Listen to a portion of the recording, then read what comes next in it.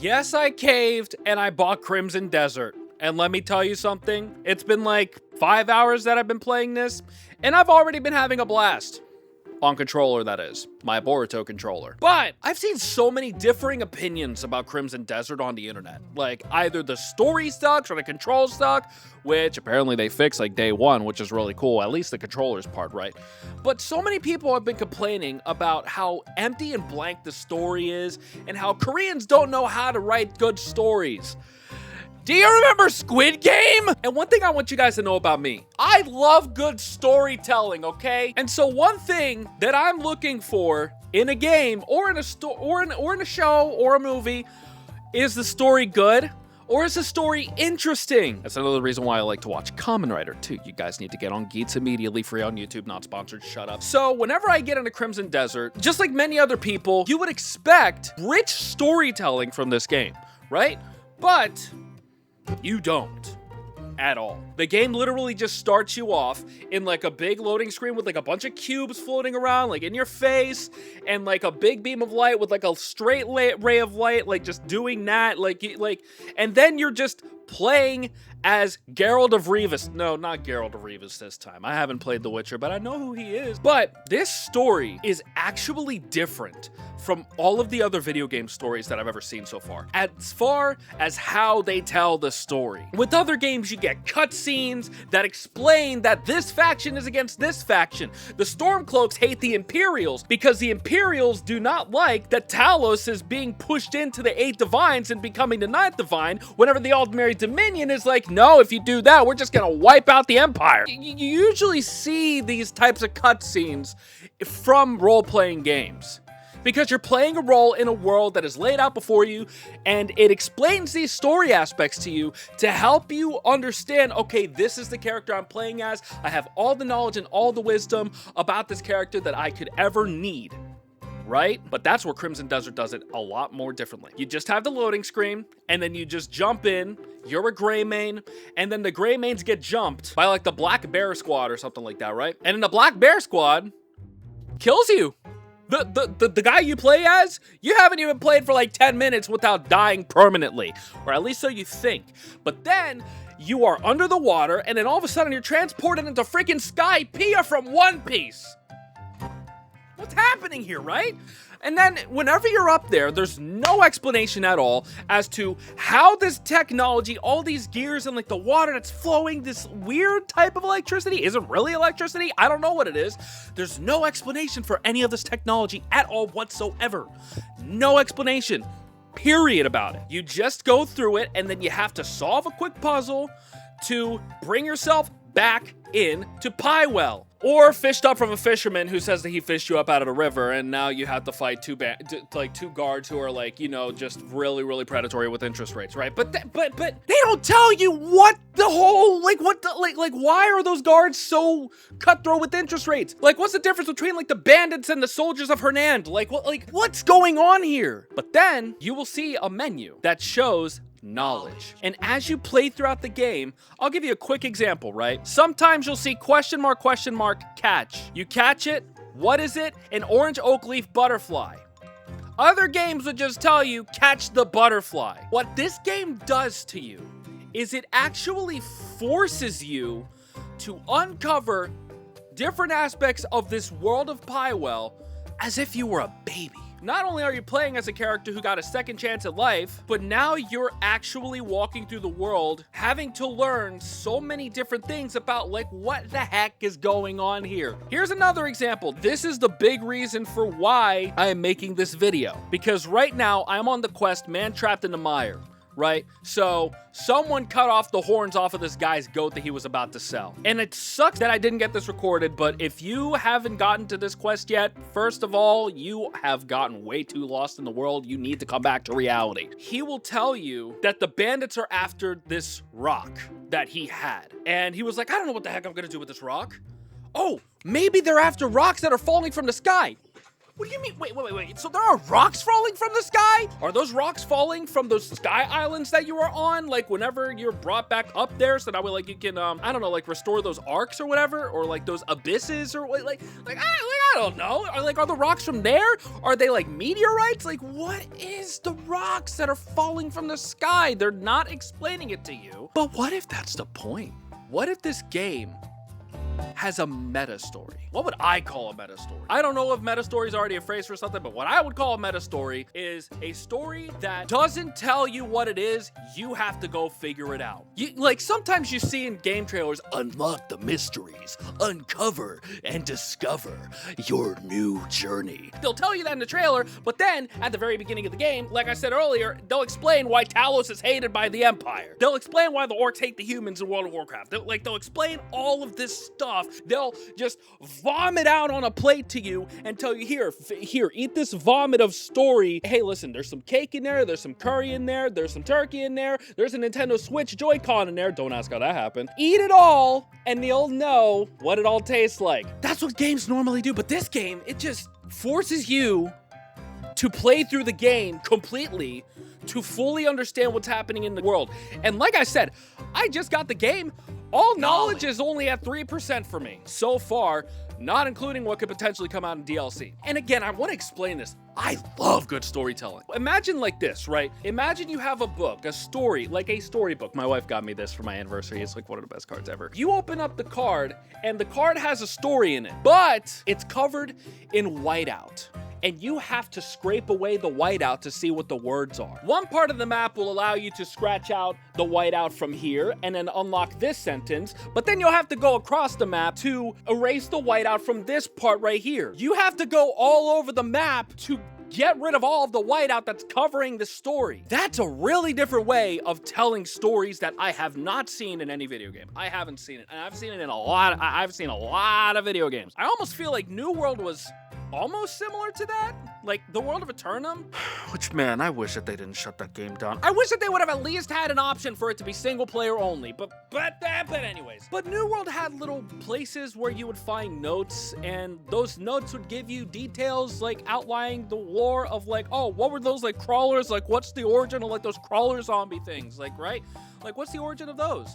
It'll explain to you like some pieces, but it'll be like in a long journal.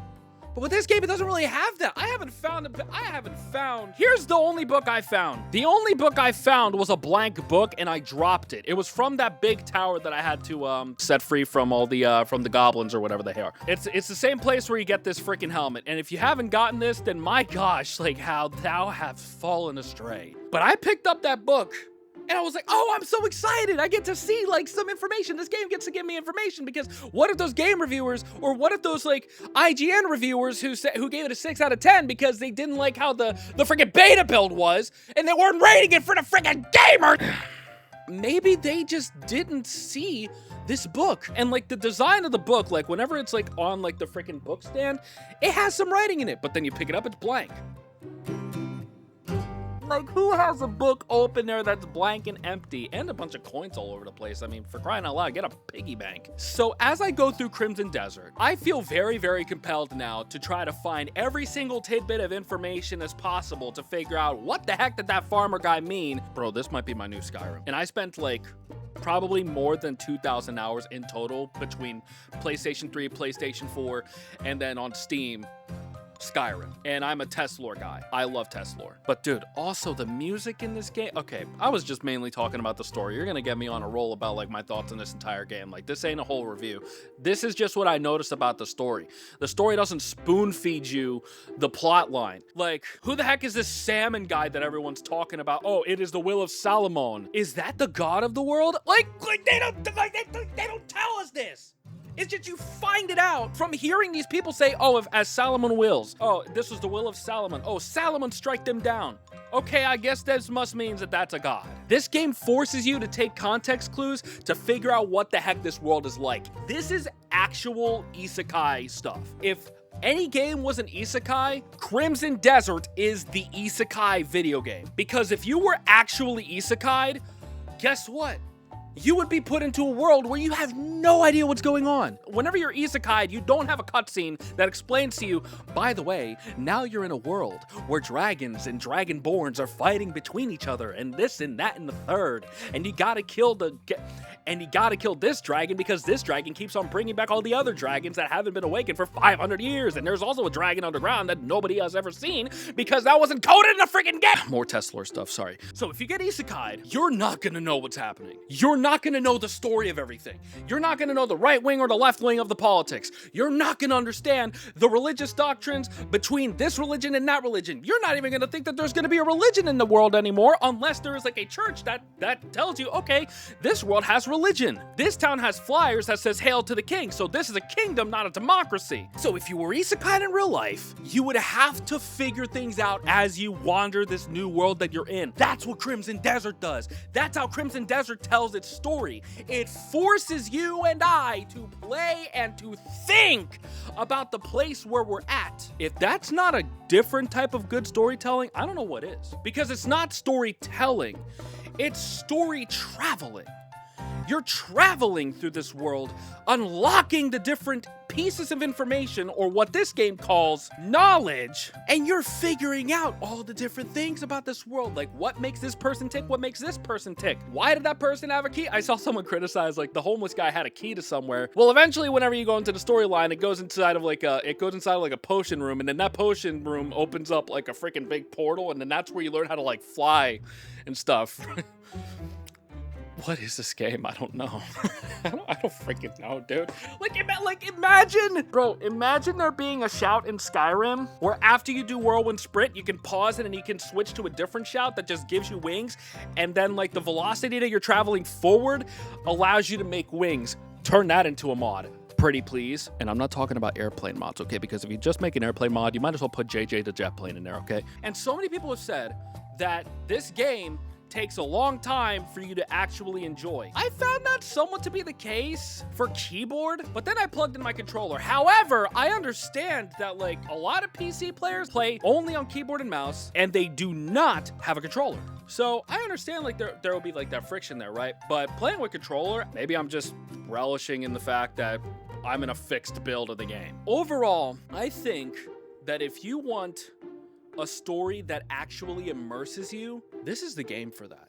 Because it doesn't just spoon feed you the story. This game forces you to play it to figure out what happened. When I say force, I don't mean force, but I mean that it convinces you because it piques your curiosity about what the heck is going on in the world of Pywell. And that's another thing too, I just remembered. The one guy that homeless guy turned out to be like this wizard in like this big tower. I have all knowledge and wisdom of all things that's happened in this world. He mentioned there are these creatures that are tearing apart the real world and like the galaxies and the alternate world. What are these worlds? Like, what are these worlds he's talking about? That's why you gotta play the game to figure it out, rather than him explaining it. Oh, you don't understand like what these 3 different worlds are. Well, let me explain it to you in a 15-minute unskippable cutscene. You don't get that here. You don't get that here. You don't get that here. And I know that that frustrates a lot of people, but I see that as something that's like, okay, so I'm really in this world. I am really on this plane of existence now. I am no longer in my living room that I have made to look like my freaking YouTube studio, but I'm here now. If there's something I don't understand, I'll figure it out someday. Again, I haven't gone very far in the game, but I have a creeping suspicion that the more you play this game for seeking out the story, I feel like you're gonna find a lot. At least that's my thought. That's what I think. I could be wrong, but this really has piqued my curiosity. And because this game piques your curiosity by just giving you like these little breadcrumbs mean that there's a loaf. If you found a breadcrumb here, it has a loaf of origin. Whether that loaf is still intact or scattered across as a bunch of different breadcrumbs, as soon as you put all those breadcrumbs together, you'll have a pile of breadcrumbs. It's not a loaf anymore, stop dreaming. But it's still the same nourishing value. You still get to eat all of it as if you ate a whole loaf of bread, and then you'll have constipation. But anyways, tell me what you guys think about the story. If you guys found anything interesting while you were playing Crimson Desert, let me know in the comments, but don't spoil anything for me or for anybody else in the comments, because like, man, I might actually bring back OJil. And my OJil channel was primarily for Boruto Blue Vortex, but then I just fell off of that. like a coward. But I might have to bring Lord Joe back because that was originally for, okay, Lord Joe was originally gonna be for New World, and I was actually gonna call the series Pages of Eternum until Eternum got hit with the hydrogen bomb. So I might bring Lord Joe back on this channel for Crimson Desert. And I know I already said I was gonna hunt 50 of every single monster in Monster Hunter Wilds. What do? I don't know. But anyways, my name is OJil. Like and subscribe. Thank you for your time. Bye.